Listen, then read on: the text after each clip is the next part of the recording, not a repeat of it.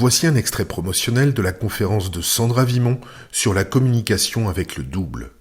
Vous pouvez vous la procurer en totalité sur le site web www.supramental.biz.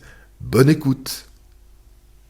Les gens ont l'impression qu'ils ont juste à rentrer en contact avec le double, ça va se faire. Oui, ça pourrait arriver, mais si la personne ne fait pas une gestion de son mental, c'est pas long qu'elle va se faire coincer.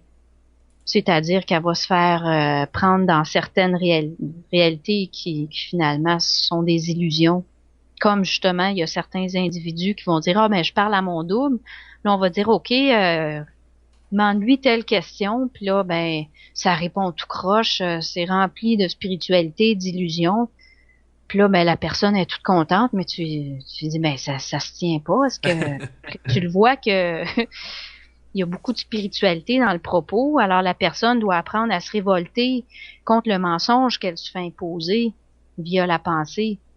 Donc, le contact avec le double devra être épuré pendant plusieurs années à partir qu'il y a un début de contact. Donc, c'est pas parce qu'il y a un petit oui, un petit non que le tour est joué. Pendant des années, il faut surveiller qu'est-ce qui est amené dans notre mental. Est-ce que ça se tient? Mm-hmm.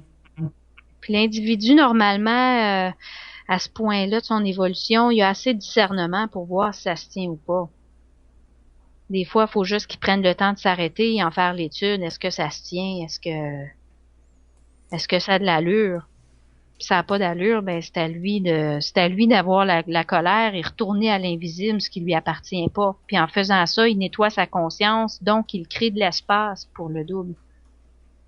Et ça, c'est un élément important que tu mentionnes, donc de créer de l'espace. Est-ce que c'est dans le sens de se libérer de toutes les mémoires, de toutes les croyances, les éléments qui nous rattachent au plan astral? En fait, en créant de l'espace, au sens littéraire, ça serait que vraiment dans sa conscience, il y aurait plus d'interférences possibles provenant des plans de la mort, où il y aurait plus de désinformation possible provenant du mensonge cosmique.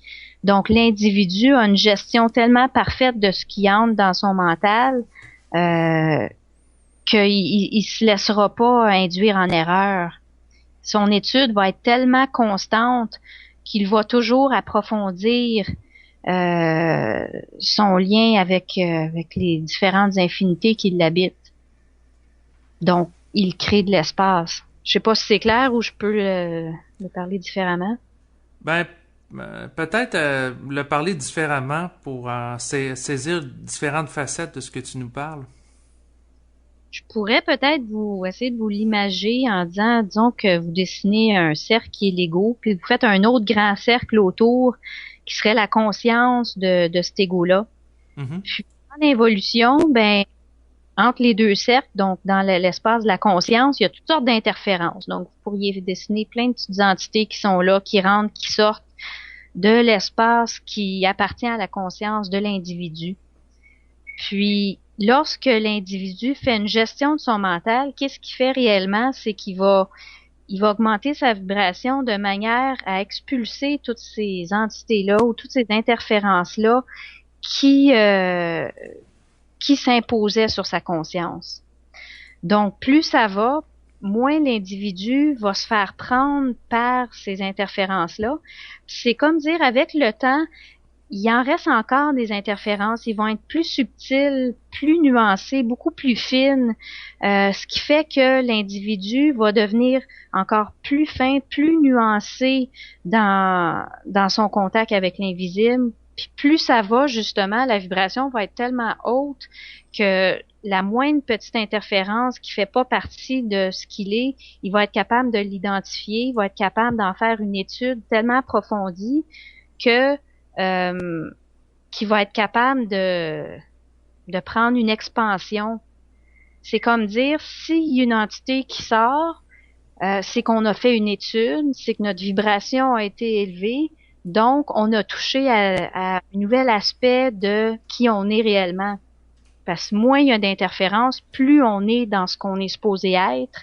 Puis ce qu'on est supposé être, c'est différentes... en fait, c'est différents aspects de l'infinité auxquels on touche. Ouais, ben pendant que tu me parlais, il m'est venu en tête l'image de l'individu qui fait la gestion de son terrain. Mettons quelqu'un qui a un jardin, il va enlever progressivement les mauvaises herbes, il va enlever les plantes qui sont mortes pour avoir un espace qui va vraiment occuper puis éliminer la vermine ou les insectes nuisibles, dans le sens qui va être sous son contrôle. Ça va, j'imagine que ça va un peu dans ce sens-là.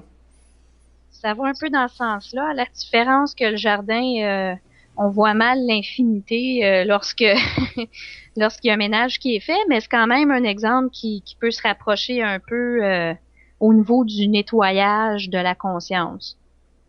Vous venez à présent d'entendre un extrait d'un enregistrement effectué par Sandra Vimon ainsi que moi-même, Néo de Québec. Pour pouvoir l'écouter en totalité, vous pouvez l'acheter sur le site web supramental.biz. Bonne écoute!